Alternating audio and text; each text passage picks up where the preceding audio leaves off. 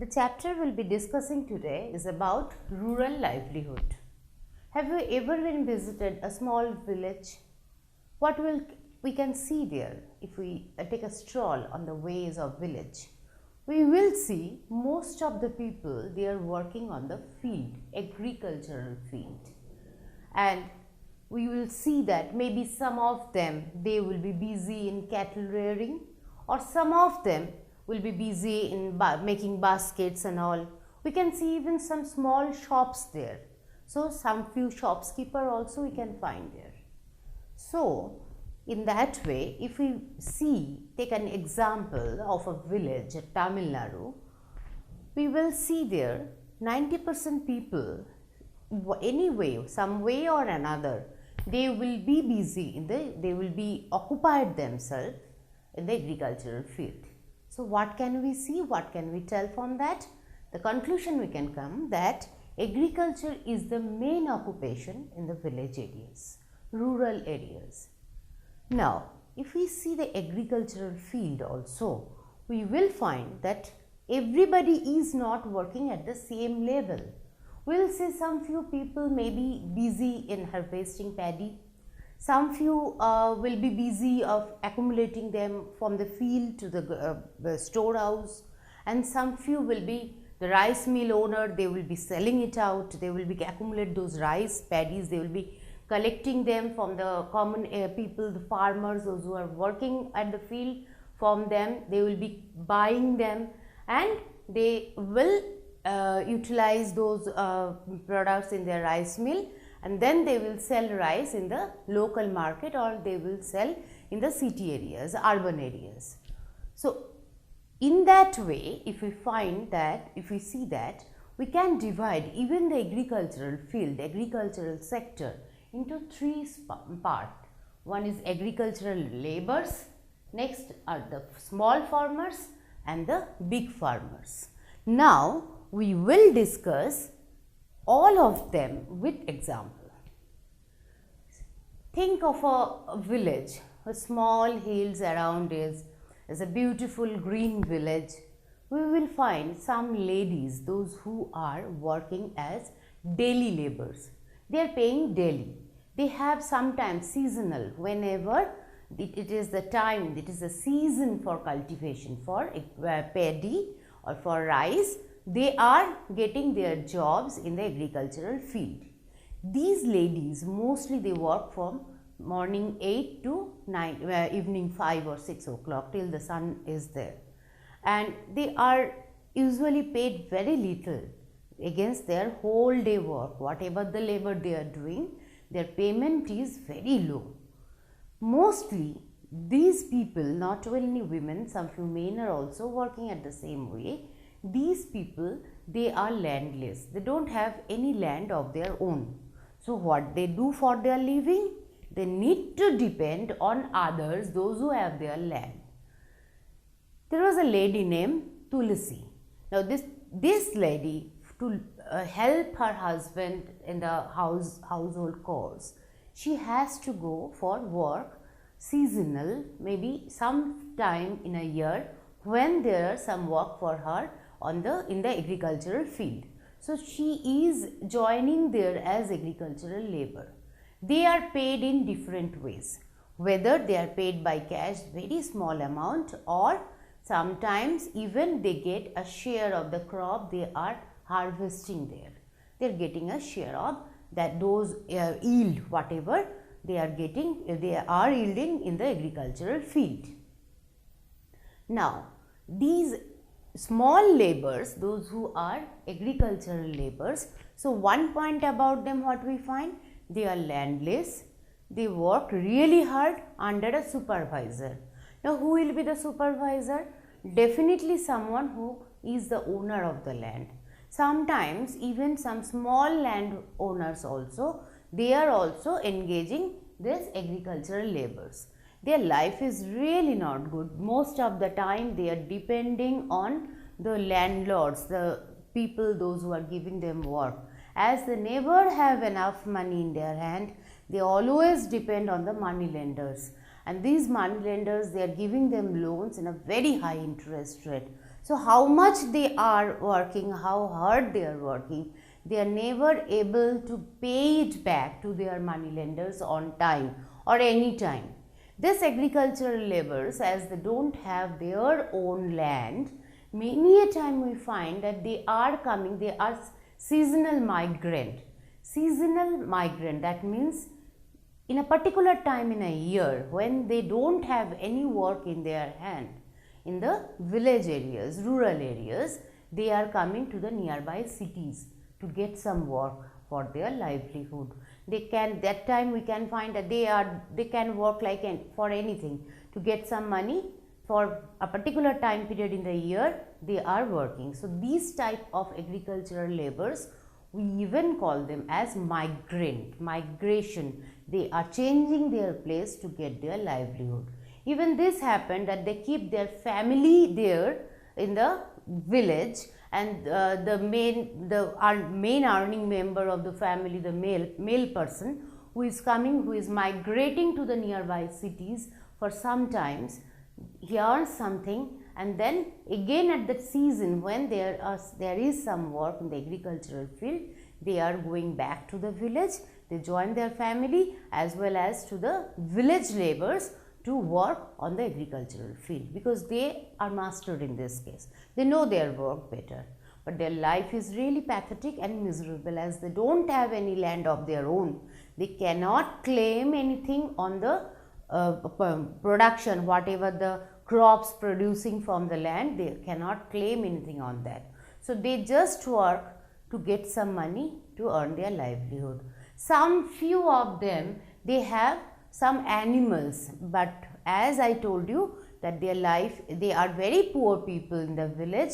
They even cannot buy more cattle or feed them more to get more milk or meat from them, that they can sell it out in the market. This is the life of our agricultural labor. Next we are coming to the small farmers. Yes, definitely it is a little better life they live, the small farmers, than the agricultural laborers. Small farmers, they usually have a small piece of land of their own. But as they don't have any of the scientific agricultural mechanism, whatever techniques, whatever it is invented now to get more production, they don't have any control on them because they don't have money. So they also depends on the money lenders or the big farmers. Small farmers, sometimes they usually the family members only. They work on the field to produce paddy or rice. But at the same time, sometimes in the season when the work is more, they hire some of the agricultural laborers on their field also. Now, why the small farmers, they also deprived?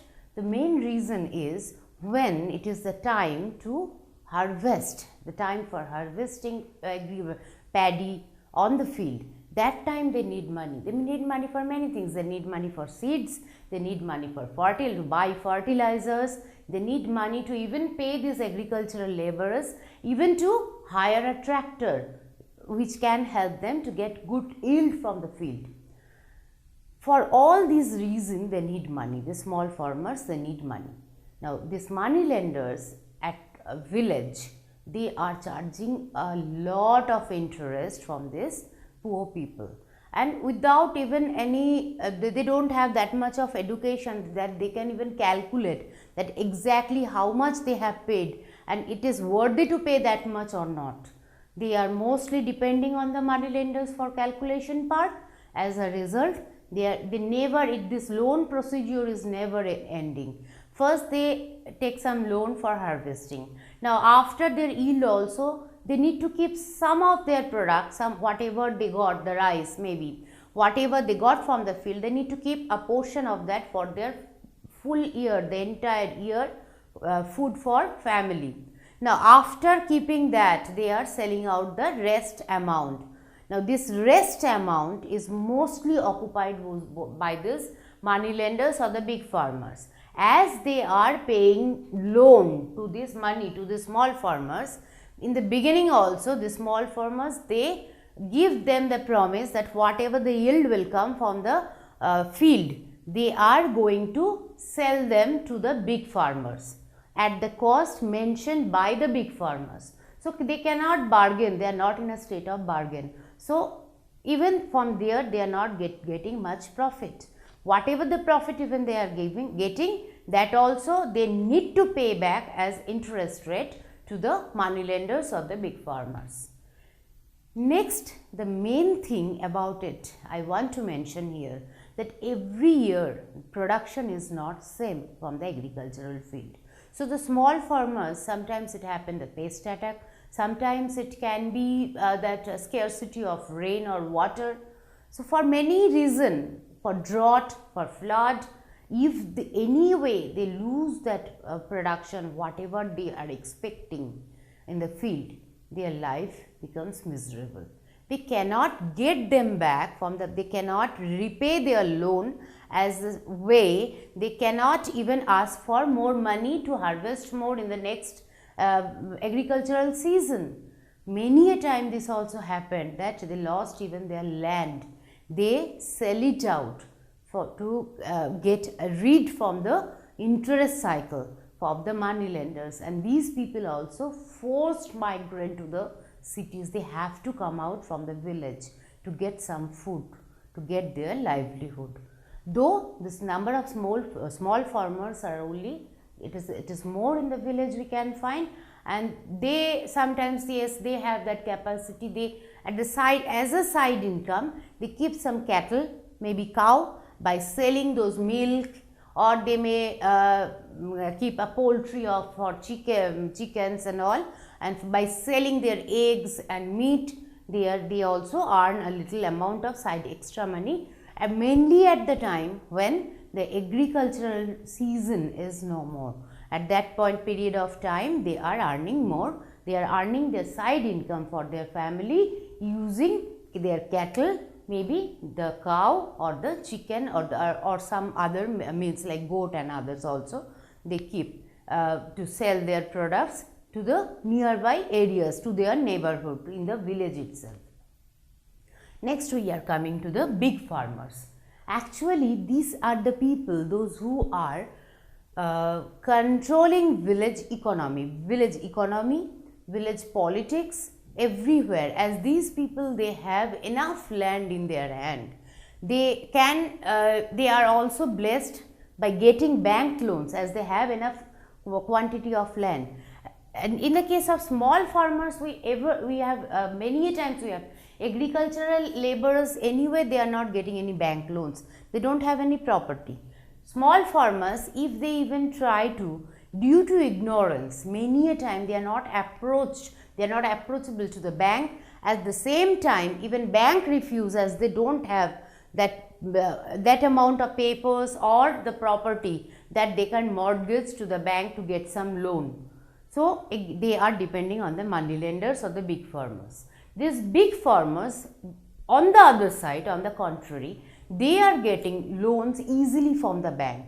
They have their own tractors, they have their own harvesters machine, they have huge land property. So utilizing them, and even these are the people, those who are even paying lending money to the people in the village, like agricultural laborers or small farmers, to help them in the agricultural season to harvest them.